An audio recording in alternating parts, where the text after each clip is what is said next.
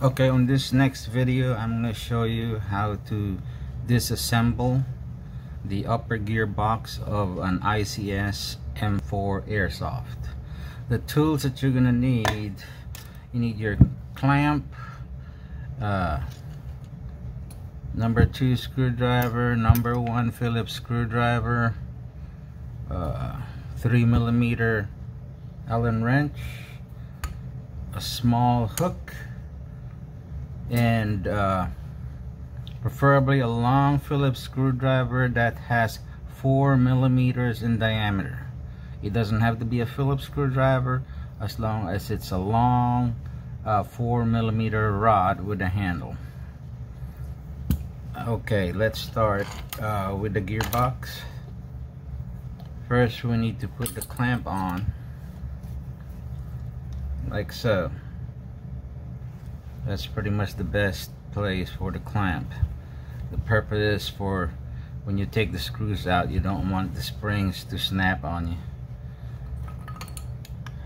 Okay, let's remove the screws. Number 1 screwdriver, which is the smaller one, I guess.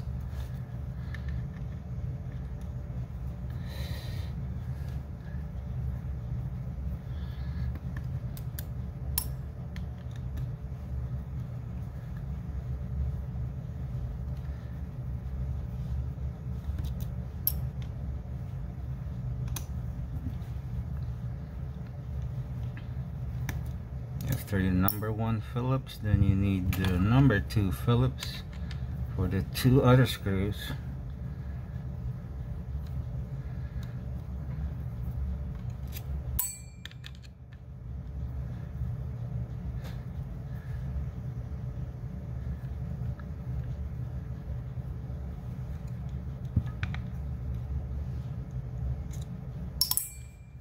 And then, of course, your set screw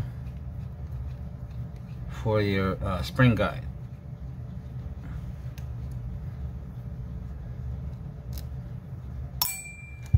Okay, now that all the screws are off, you can remove the clamp, but make sure you don't take it apart. I recommend a platform, a book, or a piece of wood for the purpose of keeping the gearbox down. With your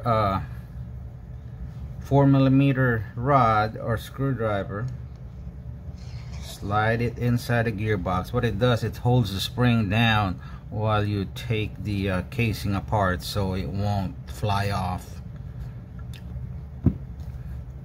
That spring can snap off anytime. What you need to do from here is to put your hands on the cylinder and gently slide out the spring guide, and the spring will come off.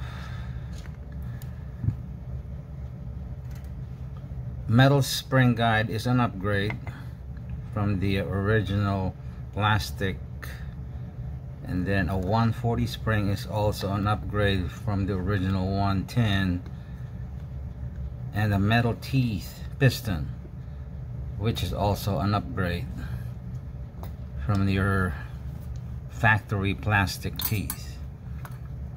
Now this can be tricky. You don't have to take this apart if you're just swapping the springs, but this is a feeder for your BB, and with a small return spring.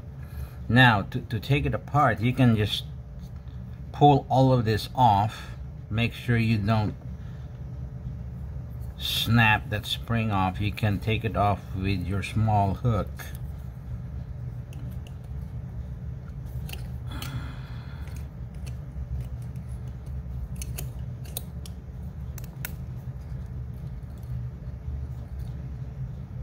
Make sure you don't lose the spring.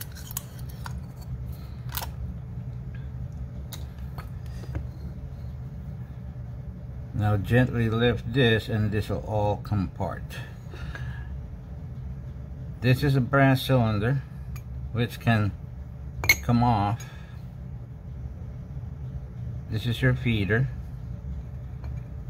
and remember that this nozzle also comes off, just in case you broke a nozzle. Oh, which is this one is already broken, so that needs to be replaced.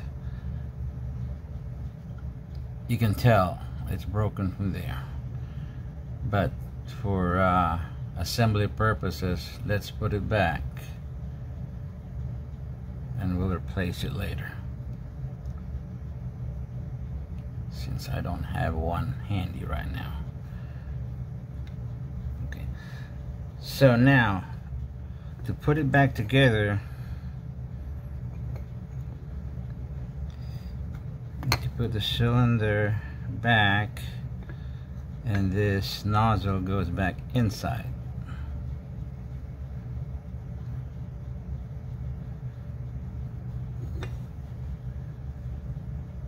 It goes back in like so. It should only go in one way, and it works like that.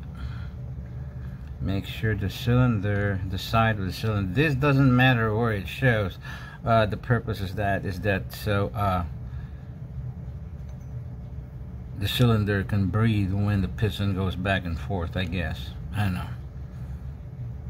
I don't really think that's necessary, but putting the spring back is kind of tedious, and you just need to watch it, because when if you don't have a spare spring, then you will have a hard time. It goes in like so.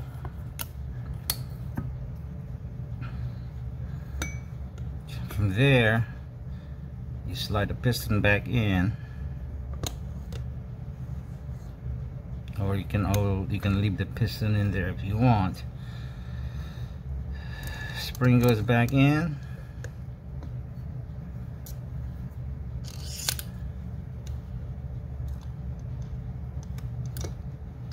Your spring guide. Put your hand on the cylinder while pressing it back in. Make sure the spring guide is all the way in.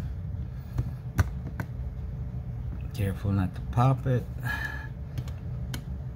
The casing goes back in like so. There you go.